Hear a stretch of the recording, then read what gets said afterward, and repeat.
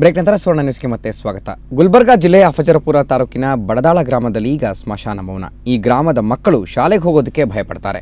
ಗ್ರಾಮಸ್ಥರೆಲ್ಲರೂ ಭೀತಿಯಿಂದ ಬದುಕ್ತಾ ಇದ್ದಾರೆ. ಇದಕ್ಕೆ ಕಾರಣ ಇತ್ತೀಚೆಗಷ್ಟೇ ಮಾಟಮಂತ್ರಕ್ಕೆ ಅಮಾನುಷವಾಗಿ ಕೊಲೆಯಾದ ಪುಟ್ಟ ಕಂದಮ್ಮ.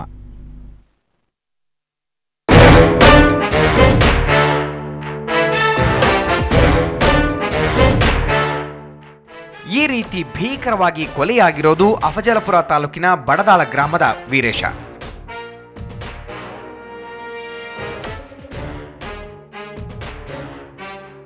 ಈ ಪುಟ್ಟ ಕಂದಮ್ಮನ ವಯಸ್ಸು ಕೇವಲ 4 ವರ್ಷ.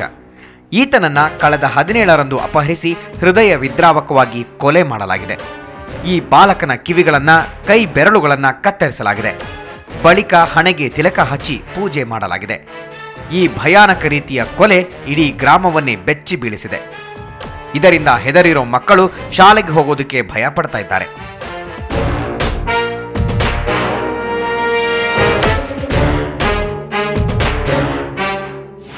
ಮೊದಲು ಬರ್ತೀರಿ ಈ ಸದ್ ಅಂಜಿಕೆ ಭಯಕ್ಕೆ ಹಾಕಿರ ಅವ್ರ ತಾಯ್ದೇರಿ ಅನ್ನತ್ತಾರ್ರಿ. ನಾವು ಹಚ್ಕೊಟ್ಟಲ್ಲವ, ನಾವು ಹಚ್ಕೊಡ್ದೆ ಅಂದ್ರೆ ಹೆಂಗೆ ಮಾನಿನೇ ಬಂದಾರ, ಮತ್ತು ಖುಷಿ ಒಂದು ಕೊಯ್ದು ಕೊಲ್ಯಾರ. ಈಗ ನಮ್ಮ ಕೊಲ್ನ ಇದ್ದಕ್ಕೆ ಮಕ್ಳು ಕಳ್ಕೊಂಬೇನೋತಕ್ಕೆ ಅವ್ರು ಅಲ್ಗತ್ತಾರೆ. ಇಲ್ಲ ನಮ್ಮ ಜವಾಬ್ದಾರಿ ಅದು ಹಚ್ಕೊಡಕ್ಕೆ ನಾವು ಅಂದಿದ್ದೇವ್ರಿ ಅವ್ರಿಗೆ. ಈ ಕಂದಮ್ಮನ ಭಯಂಕರ ಕೊಲೆಯಿಂದಾಗಿ ಇಡೀ ಗ್ರಾಮದಲ್ಲಿ ಸ್ಮಶಾನ ಮೌನ ಆವರಿಸಿದೆ. ಇದು ಮಾಟ ಮಂತ್ರಕ್ಕಾಗಿ ಮಾಡಿರೋ ಕೊಲೆ ಅನ್ನೋದು ಗ್ರಾಮಸ್ಥರ ಅಭಿಪ್ರಾಯ.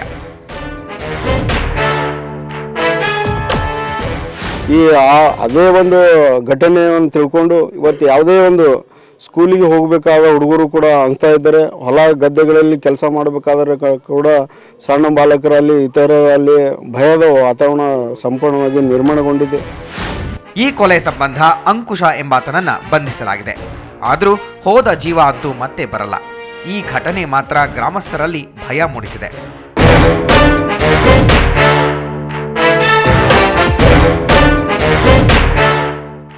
ಶರಣಯ್ಯ ಹಿರೇಮಠ, ಸುವರ್ಣ.